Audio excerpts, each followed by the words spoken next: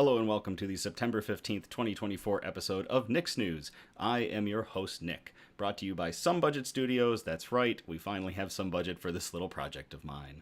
We're on every Sunday, and I thank you all so much for tuning in and catching us on YouTube and Facebook, or catching the replays on our YouTube and Facebook pages. Pull some stuff up while we're at it. This is a program dedicated to bringing some good news to counter all of the bad news that we are bombarded with on a daily basis, with the hope of bringing a little bit of joy back into the world. Several of our articles are pulled from goodnewsnetwork.org, but we do appreciate all the articles that you, the viewers, send in. Thank you all so much. Yeah, I'm actually starting to memorize my intro. I did most of that without having looked at a single part. I just couldn't remember if there was something between shouting out our YouTube and Facebook pages and then going straight into our slogan. So I'm getting better at this. Hey Will, hey Lily, and hello to producer Donna. Yeah, this is gonna be great. So, all right. Some folks saw some posts that I was making on my personal page. I will get to those when I get to the bug update. So we'll start off with our news brew. Our news brew is a little different from what we've been hitting normally. I have decided to bust out a bottle of Yuengling traditional lager. So, it's called traditional lager, but we all know it as Yuengling because it comes from Yuengling, America's oldest brewery. It is a 4.5% ABV American Amber. It's also, I mean, it's a lager. At the end of the day, it's a lager, but it also goes by the name of American Amber. It's an iconic brew across our nation. Any chance I get when I'm outside of Michigan, I pick up a case of it. This is the last bottle of my last case, so I decided to have it here on our episode because I can't remember the last time I did Yuengling on Nick's News. So I'm going to have to hit the road and pick up another case when I go to visit some friends out of state. For this one, we are going to need the Balisong bottle opener. It makes its triumphant return.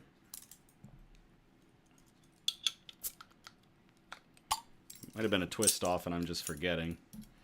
We are going to drink this out of my Wicked Pissa pub glass because it's a pint glass for a lager. You don't get much more traditional than that. So we're still working on whether or not we're going to do music for the 5-minute pour, the theatrics of the 5-minute pour. Otherwise, I'm just going to put this like right up next to the mic and we're going to see what it sounds like on the recording.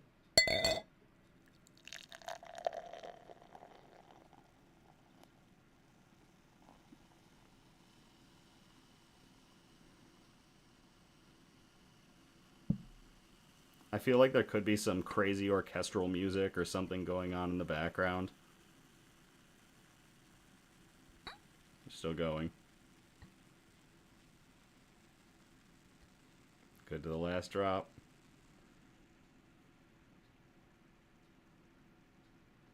Come on.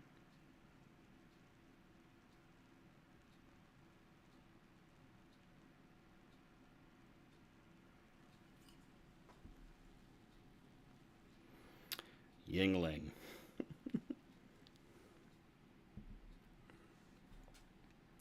I am looking forward to that. Beer pouring opera, says Ben on the Facebook chat. Lilith is playing a game that has orchestral music in the background, so it fits. That's perfect. That is so funny. All right. Shout outs. Do you want some fine wine or some great cider?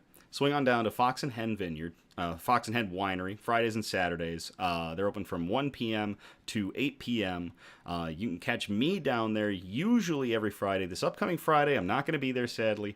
But please, if you want to try some really great wine or some fine cider, swing on out to them. They're in Grand Haven. It's a fantastic place. Links are in the description. Really just cool. Cool winery. Huge congrats to two of our Nick's Newsies, Ed and Kendra. They are celebrating their 4-year marriage anniversary. So, to Ed and Kendra, cheers.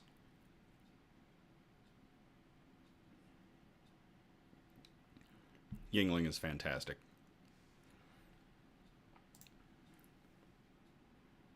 Hello, Malik. Another one of our next newsies, Julie, tipped us off that John Ball Zoo is hosting a vote for their new snow leopard cub's name.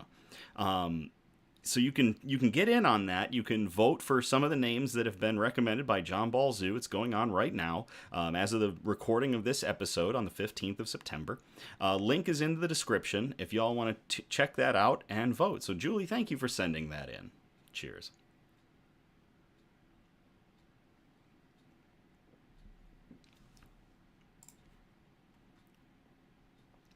Lilith says it's gonna be Mittens, obviously. Be a cute name. All right, news quote. I've learned that people will forget what you said. People will forget what you did. But people will never forget how you made them feel. That is from Maya Angelou, an American memoirist, poet, dancer, singer, scholar, and of course, a civil rights activist and icon. And I really like that quote because it's really telling about human nature in that there's a lot that we can forget about things. Water under the bridge, phrases like that. What we say and what we do, those things can be forgotten. But how you make people feel is never going to go away, for good or for ill. So, something to keep in mind. So, again, that quote, I've learned that people will forget what you said, people will forget what you did, but people will never forget how you made them feel. Thank you to Maya Angelou and to producer Donna for finding that quote for us.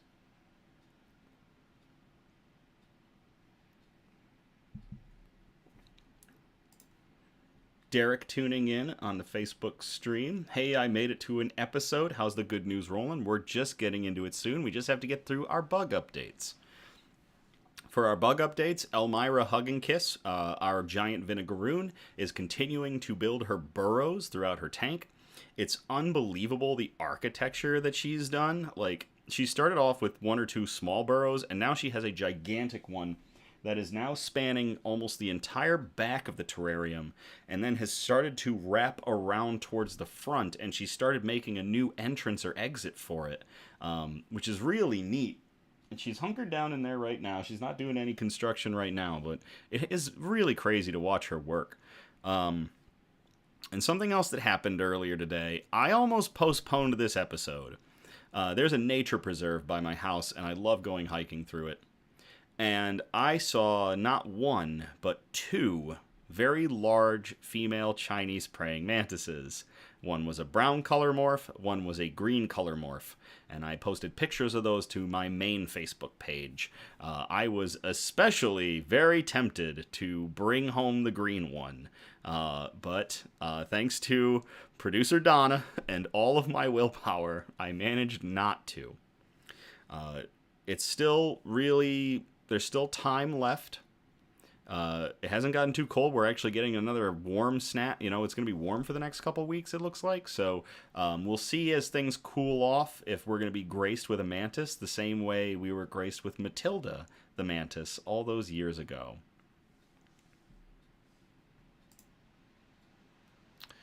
Catching a little bit of flack in the chat. Lilith saying I should have brought one of the mantises home, and maybe I should have, but we'll see.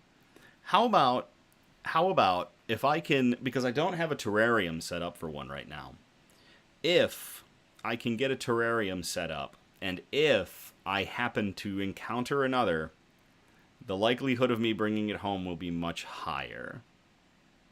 Producer Donna has stipulated it has to be in distress or hurt. I could just say it was in distress because it was outside and the outside world is really dangerous. We'll see. We may have another mantis here.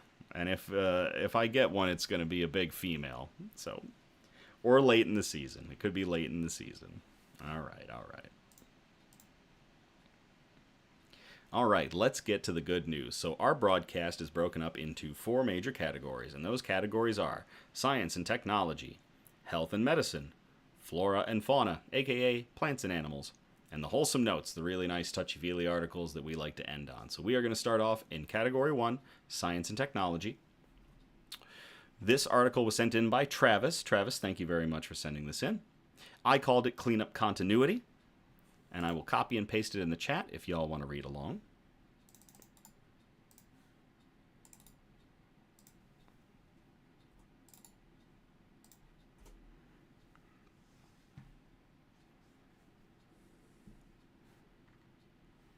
Great Pacific Garbage Patch could be eliminated in 10 years, cleanup organization says. This article was posted in the Los Angeles Times, and it was posted by Terry Castleman on September 6th of 2024. After 3 years extracting plastic waste from the notorious Great Pacific Garbage Patch, an environmental nonprofit says it can finish the job within a decade, with a price tag of several $billion. Twice the size of Texas, the mass of about 79,000 metric tons of plastic floating in the Pacific Ocean between California and Hawaii is growing at an exponential pace, according to researchers. At current levels, the cleanup would take a decade with a price tag of $7.5 billion, the Netherlands-based Ocean Cleanup said in a press release, announcing the group's intention to eliminate the garbage patch entirely.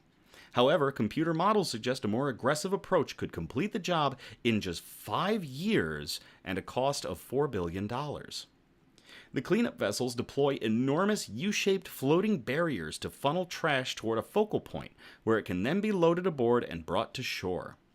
Friday's announcement marked the group's first time and cost estimate of the massive cleanup project. For the record, a previous version of this article said that ocean cleanup vessels had removed more than 1 million tons of trash in 3 years. The amount was 1 million pounds. So I think we actually covered that article too. In their 3 years at sea, the ocean cleanup vessels have removed more than 1 million pounds of trash, representing 0.5% of the total accumulation. So a long way to go, but they're still working on it. We have shown the world that the impossible is now possible. The only missing thing is who will ensure this job gets done, said Boyan Slat, founder and chief executive of the Ocean Cleanup. We've had several articles about Ocean Cleanup and Boyan Slat. He was a young man, very young, when he invented this concept and these designs, and has continued to push the boundaries of cleanup in the Pacific Ocean and in other waterways. Really just a crazy good entrepreneur, a good guy from the looks of things. Plastic waste costs the global economy $2.5 trillion per year in damage to economies, industries, and the environment, the group said. In addition to removing trash from the garbage patch, the Ocean Cleanup has deployed trash interceptors in waste-ridden outlets to the world's oceans, including one in Marina del Rey. That device kept about 77 tons of trash from entering the Pacific through Ballona Creek during its first rainy season last year.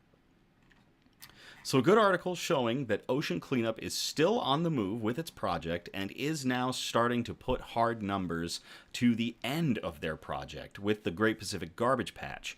$7.5 billion or possibly $4 billion in either 10 or 5 years respectively. So good news about cleanup in the Pacific Ocean. To Ocean Cleanup and to Travis for sending in that article. Cheers.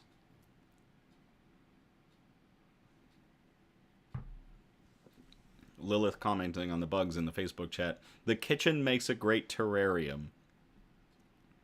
When I was at one of my older apartments, there were some great videos of me tossing crickets to Matilda because I was keeping her in my kitchen at the time before I built a terrarium for her that night. So.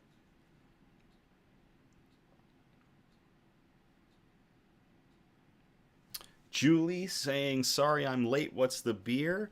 Julie, the beer is Yuengling's Traditional Lager.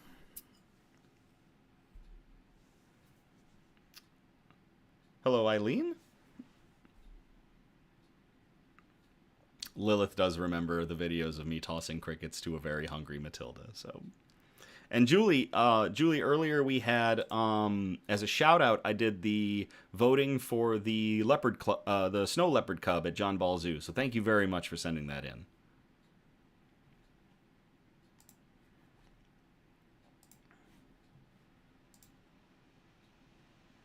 No death beer. No, I have decided that we are going to do the annual pumpkin beer in October. I have picked it out. I am hoping it doesn't kill me. Time will tell. All right. Let's move on to our second article. I called it Sports Ball, and it's going to become a permanent title for any sports-related news that we have on Nick's News, because we are not a traditional news outlet that has things like the weather and sports and whatnot. We could possibly have Sports Ball. So I will copy and paste this in the chat if y'all want to read along.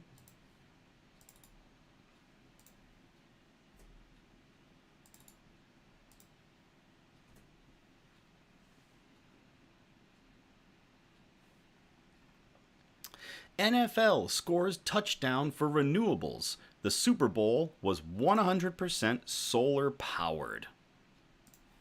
This was on goodnewsnetwork.org and was posted by Andy Corbley on February 13th, 2024. It's an older article, but it checks out. The biggest sporting event in America went green this year thanks to its position out in the desert. 621,000 solar panels channeled the electricity needed to power the Allegiant Stadium, home of both Super Bowl, Roman numerals, VXIII. Which one was that?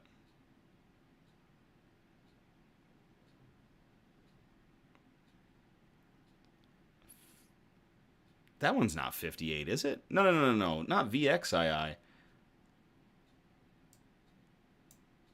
I remember that it was Super Bowl 58. We were talking about it earlier, but I guess they did another one, unless they're wrong. Maybe Maybe he just put it in this one wrong. Because I remember it being like L. Oh well, let's keep going. Allegiant Stadium is also home to the Las Vegas Raiders.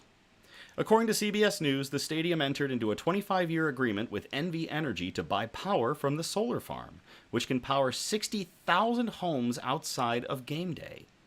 Las Vegas sees 300 days of sun a year, so the initiative makes perfect sense. And it's not the only sustainability initiative found in and around the Allegiant. They recycle all the rubber pellets from the turf, run food scrap collection from the on-site restaurants, and divert them from the waste stream into feed livestock, and compost all the grass clippings from the field. That's pretty slick. They also have a super efficient roof, which reduces the need for aircon, and multiple efficiency systems like low energy lighting, lighting control systems, and air handling units. That's a crazy cool building. But the standout feature is the 100% renewable electricity generated from the sun. People sometimes get nervous about renewable power because they're not sure if it's going to be reliable, said U.S. Secretary of Energy Jennifer Granholm, who inspected the stadium's main electrical entry room, reports CBS News. The fact that renewable power can power a facility like this reliably should speak volumes about what could happen in other communities. That's pretty cool. And yes, it was LVII, which made sense for the 58th Super Bowl. So yeah, that's pretty slick. To everybody running Allegiant Stadium, a home of the Las Vegas Raiders and the home of Super Bowl 58. For going super green. Cheers. Hello, Russell.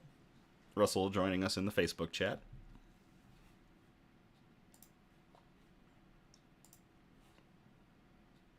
Okay. All right. We've got a returning character to some of our articles. I am going to copy and paste this into the chat if y'all want to read along. I called it The Little Probe That Could. Because once again, Voyager 1 is in the good news. So I will copy and paste this into the chat if y'all want to read along.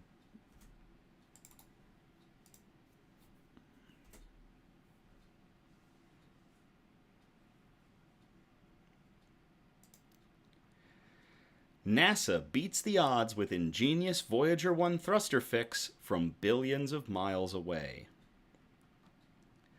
A little bit of a catch up. Voyager 1 has been plagued by all sorts of problems as of late.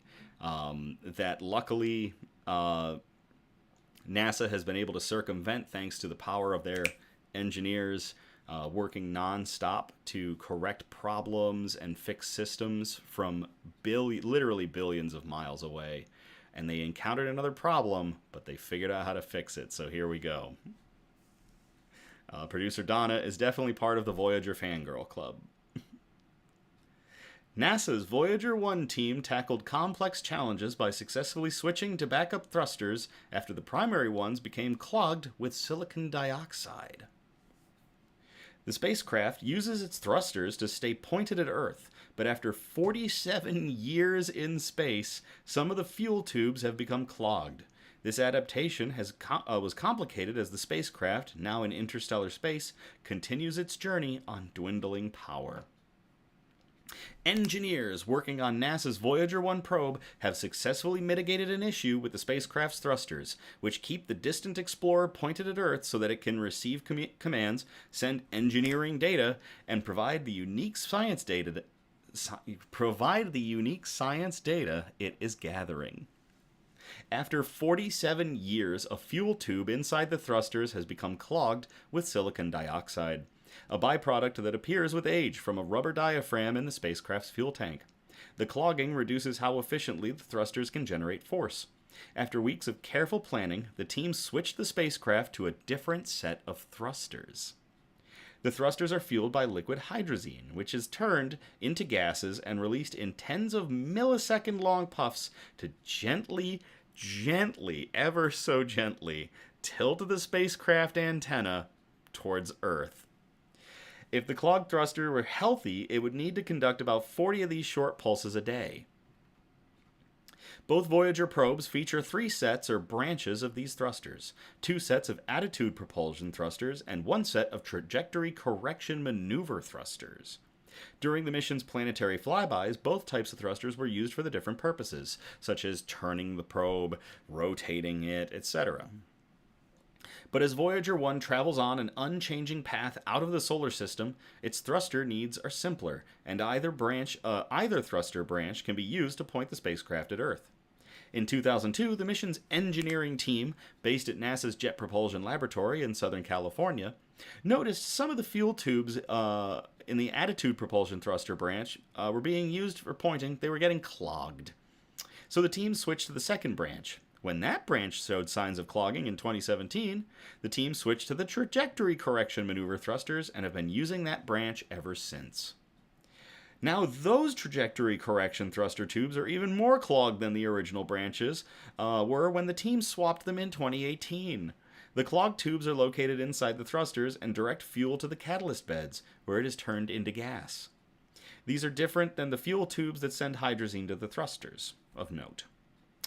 Where the tube opening was originally only 0.01 inches or 0.25 millimeters for people that haven't landed people on the moon in diameter, the clogging has reduced it to 0.0015 inches or 0.035 millimeters. That is tiny. Or about half the width of a human hair. As a result, the team needed to switch back to one of the attitude propulsion thruster branches. Switching to different thrusters would have been a relatively simple operation for the mission in 1980 or even 2002, but the spacecraft's age has introduced new challenges, primarily related to power supply and temperature. The mission has turned off all non-essential onboard systems, including some of the heaters, on both spacecraft to conserve their gradually shrinking electrical power supply, which is generated by decaying plutonium. While those steps have worked to reduce power, they have also led to the spacecraft growing colder, an effect compounded by the loss of other non-essential systems that used to produce heat. Consequently, the attitude propulsion thruster branches have grown cold, and turning them on in that state could damage them, making the thrusters unusable. The team determined that the best option would be to warm the thrusters before the switch by turning on what had been deemed non-essential heaters. Before the switch Okay, so before the switch, they're going to turn on some non-essential heaters to try to warm the thrusters back up. Because if they fire them now, they might just blow them up. However, as with so many challenges the Voyager team has faced, this presented a puzzle. The spacecraft's power supply is so low that turning on non-essential heaters would require the mission to turn off something else to provide the heaters adequate electricity. And everything that's currently operating is considered essential. Studying the issue, they ruled out turning off one of the still operating science instruments for a limited time because there's a risk that the instrument would not come back online. After additional study and planning, the engineering team determined they could safely turn off one of the spacecraft's main heaters for up to an hour, freeing up enough power to turn on the thruster heaters. It worked. On August 27th, they confirmed that the needed thruster branch was back in action, helping point Voyager 1 back toward Earth. All the decisions we will have to make going forward are going to require a lot more analysis and caution than they once did, said Suzanne Dodd, Voyager's project manager at the Jet Propulsion Laboratory, which manages Voyager for NASA. The spacecraft are exploring interstellar space, the region outside the bubble of particles and magnetic fields created by the Sun, where no other spacecraft are likely to visit for a long time. The mission science team is working to keep the Voyagers going for as long as possible so they can continue to reveal what that interstellar environment is like. That is really cool. To everybody at Jet Propulsion Laboratories working alongside NASA to keep the Voyager probes going and come up with engineering solutions. Cheers.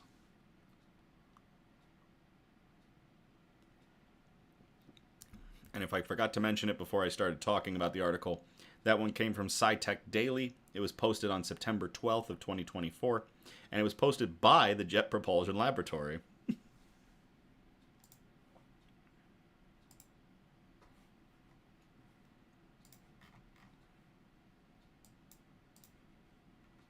Make sure everything is still up and running. I haven't gotten any emergency calls, so I'm guessing it is, and you are all just enthralled by the dulcet tones of my voice.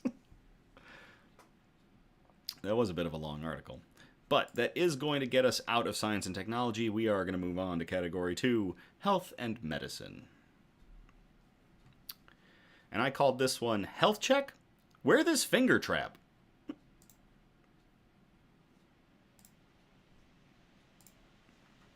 Couple of shout outs in the chat reminding me that people are still watching. Alright, I'm going to copy and paste this into the chat if y'all want to read along.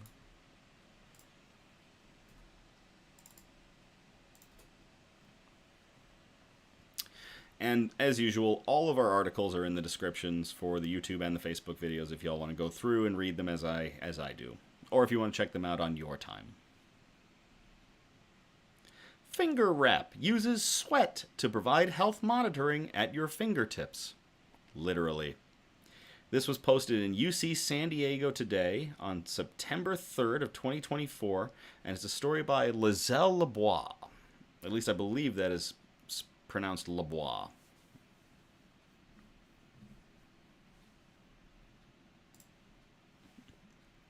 Lily in the chat saying, thankfully for me, their chaos is directed elsewhere at a game they're playing. So, sit up in my chair here. Here we go. A sweat-powered wearable has the potential to make continuous, personalized health monitoring as effortless as wearing a Band-Aid. Engineers at the University of California, San Diego have developed an electronic finger wrap that monitors vital chemical levels, such as glucose, vitamins, and even drugs that are present in the same fingertip sweat from which it derives its energy. The advance was published September 3rd in Nature Electronics by the research group of Joseph Wang, a professor in the Aso Yufeng Li Family Department of Chemical and Nano Engineering at UC San Diego. The device, which wraps snugly around the finger, draws power from an unlikely source, the fingertips' sweat. Fingertips, despite their small size, are among the body's most prolific sweat producers, each packed with over 1,000 sweat glands. These glands can produce 100 to 1,000 times more sweat than most other areas of the body, even during rest. This constant trickle of natural perspiration, without any stimuli or physical activity, offers a reliable energy source, fueling the device even during periods of inactivity or sleep. The device is constructed from several electronic components that are printed onto a thin, flexible, and stretchable polymer material. Its design allows it to conform to the finger while being durable enough to withstand repeated bending, stretching, and movement. It is based on a remarkable integration of energy harvesting and storage components, with multiple biosensors and a fluidic microchannel, along with the corresponding electronic controller, all at the fingertip, said Wang. Central to its operation are biofuel cells that are positioned where the device contacts the fingertip. These cells have been specifically engineered this is awesome, to efficiently collect and convert chemicals in sweat into electricity. Gosh, this is science fiction. This electricity is stored in a pair of stretchable silver chloride zinc batteries, which power a suite of sensors, 4 in total, each tasked with monitoring a specific biomarker: glucose, vitamin C, lactate, and levodopa, a drug used for treating Parkinson's disease. A sweat is wicked through tiny paper microfluidic channels to these sensors. The device analyzes the biomarker levels, all while drawing energy it needs from the very sweat it's sampling. A small chip processes signals from the sensors and wirelessly transmits the data via Bluetooth Low Energy to a custom-designed smartphone or laptop application. This is insanity. This is really crazy science and health put together. This is automatic health monitoring at your fingertips, said Study Co-first author how do we pronounce this one? I think it's Shichao Ding, a postdoctoral researcher in Wang's research group at the UC San Diego Jacobs School of Engineering. The wearer can be resting or asleep, and the device can still harvest energy and track biomarker levels. In tests, a subject wore the device throughout the day to track glucose levels during meals, lactate levels during both desk work and exercise, vitamin C levels while drinking orange juice, and levodopa levels after eating fava beans, a natural source of the compound. Ding and co-first author oh my gosh, these names are going to kill me. Tamogna Saha say that the device can be customized to cater to individual health needs by detecting different sets of biomarkers. The researchers are working on developing a closed-loop system that not only monitors biomarkers, but also administers treatments based on the collected data. For instance, in the case of diabetes, such a device could continuously monitor glucose levels and automatically deliver insulin as needed, then assess the treatment's effectiveness by further monitoring biomarker levels. Autonomous power, sensing, and treatment all in one device. That's the ultimate goal, said Ding. That's really cool. To everybody involved in this study at the University of California, San Diego, and their engineering department, cheers.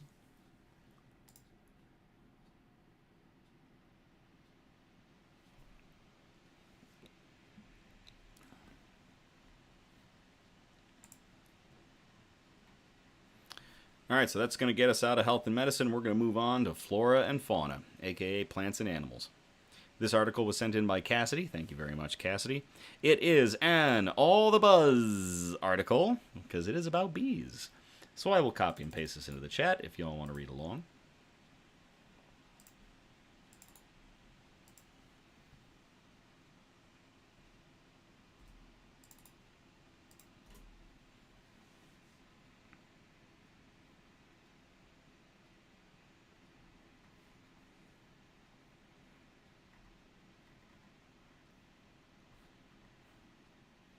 Beekeeper finds grandfather's long-lost hives thriving in quarry and turns them into a colony of millions.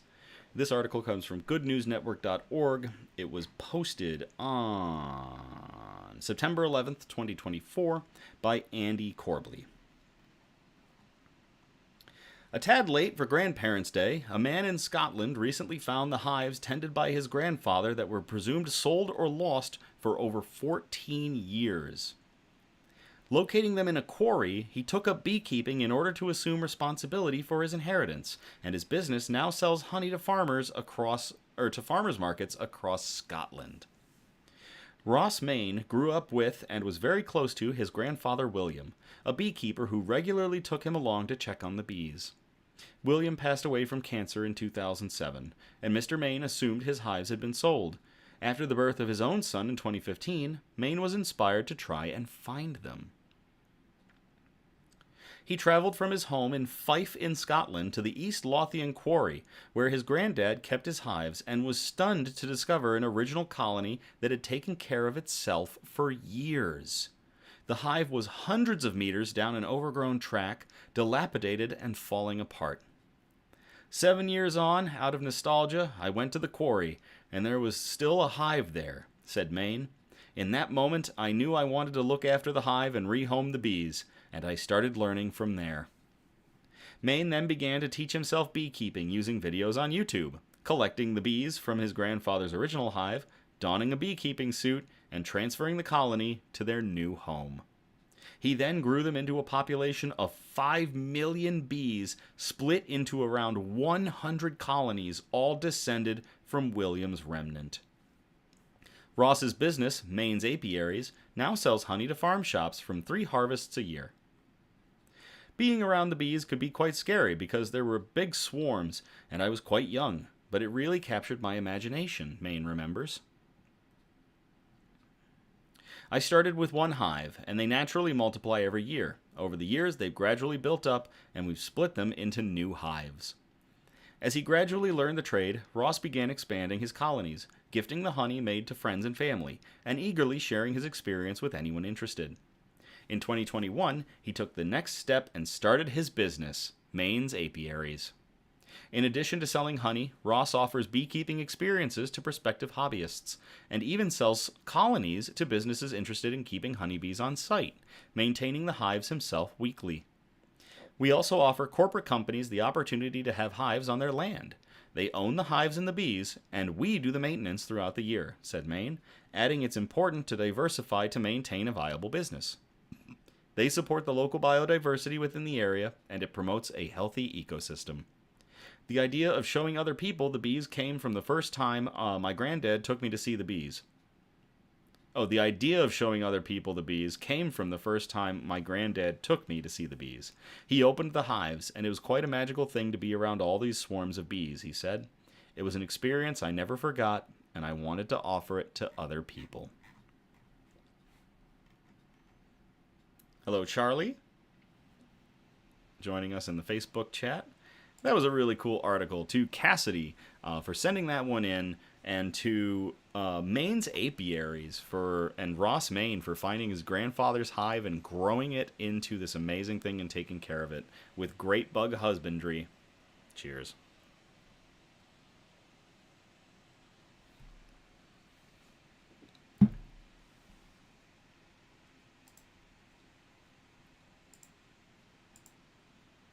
Oh, producer Donna, who sent us the last article for tonight? I did not credit them.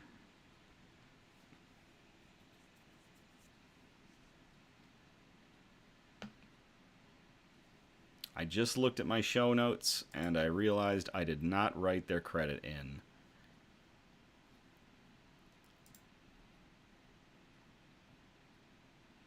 Lilith in the chat shouting, "The bees!"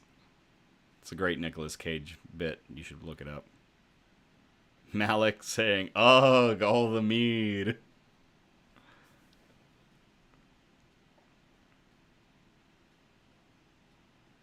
It's a little warm in my house. I kicked the AC on trying to bring stuff down, but my laptop is running a little hot at the moment. All right, Cassie sent in this last one. All right, so that is going to get us out of flora and fauna, and we're going to get into the wholesome notes, our last article of the night. This one was sent in by Cassidy as well. Thank you very much, Cassidy. I will credit you in the description. I'll edit the descriptions later on.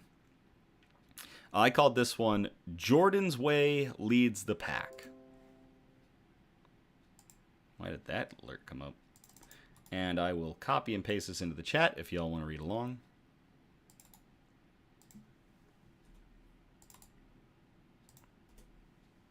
It's a little bit local for a lot of us. So, yeah. Social media influencer helps animal shelter raise thousands in just 3 hours. And this was published to MLive, which is a Michigan news source. It was published on September 13th of 2024, and it was written by Kayla Tucker. With the help of an energetic social media influencer, the Big Lake Humane Society in Muskegon raised $18,200 in 3 hours this week. Chris Rotunda of Jordan's Way stopped at the shelter as part of his national campaign to raise $1 million for local animal shelters. Rotunda has almost 1 million followers on Facebook. The fundraiser on Wednesday, September 11th, was the shelter's biggest yet. The fundraiser is still going, and donations can be made until September 19th. Now that I am aware of it, I will be donating. Once Rotunda went live on Facebook, the games began. As certain fundraising goals were met, volunteers and staff were pied in the face, and dogs were given special treats like Frisbees full of peanut butter and hamburgers. Volunteers pledged to stand in the dogs' kennels for certain periods of time, and some of them ran through the dog agility course and participated in a Fear Factor-style food tasting challenge. Rotunda, full of energy, cheered on the volunteers and hyped the virtual audience, encouraging them to donate. He walked around the shelter showcasing the dogs and cats on site. About 40 to 45 volunteers and 18 employees helped out with the event Wednesday night. Volunteers were split between participating in challenges on the live stream and attending to animals in the shelter. A handful of dogs that were anxious to the noisy activity were outside, kept busy by volunteers. The mission is inspired by Jordan, a dog that Rotunda adopted years ago. Jordan lived her entire life in an outdoor Florida shelter. Jordan passed away in 2018, and it was then that Rotunda was inspired to help more dogs like her. Before the event, shelter manager Velvet Light said she hoped this event exceeded the shelter's $8,000 Cruise for Rescues fundraiser in 2023. Big Lake, also known as the Muskegon Humane Society, is a nonprofit founded in 1972. They do not receive any federal funding. They have been in their current building since 1980. Light said the most expensive, needed renovations are resealing and epoxy in the main dog room, which is a $40,000 project that keeps the building safe, clean, and restored. It's an aging facility, Light said. That's our biggest struggle, keeping up with the maintenance, keeping it safe and healthy for the animals. The shelter is partnered with the low-cost Big Lake Community Animal Clinic, which could use an x-ray machine, a cost between $30,000 to $40,000, Light said. The shelter is at capacity with 42 dogs and 70 cats on site. There are 80 more dogs and 140 more cats on the wait list. And in the description, we have links to the fundraisers from the show notes. It looks like the current funds raised are $8,270 with a goal of $15,000. And that is going to be going on through the 19th, which is Thursday. So if you are going to donate, I recommend getting those donations in. I will be making a contribution. So Cassidy, to you and to Chris Rotunda of Jordan's Way, and to everybody at the Big Lake Humane Society in Muskegon, Michigan, cheers.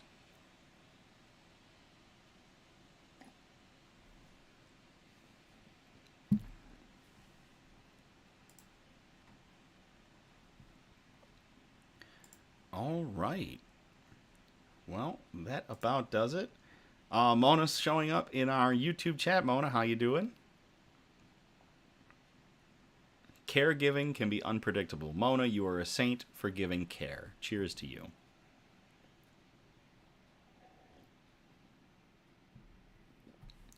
So that's about it. 6 great articles tonight. Thank you all so much for tuning in and for sending so many articles in. I think producer Donna at the beginning in the Facebook chat mentioned y'all bombarded us with articles this week, and I am so appreciative. I think maybe we'll do an episode where we do cool news, because a lot of what y'all sent in was like really cool news. wasn't quite what I was looking for, but at the same time was really sweet. And maybe we'll do an episode of just a cool news episode. So that might be one way of getting to use those articles, because there was some really sweet stuff in there. But yeah, let me close that one down. I guess we're gonna wrap things up. Thank you all again for tuning in or catching the replay on the Nick's News Facebook page or the YouTube page.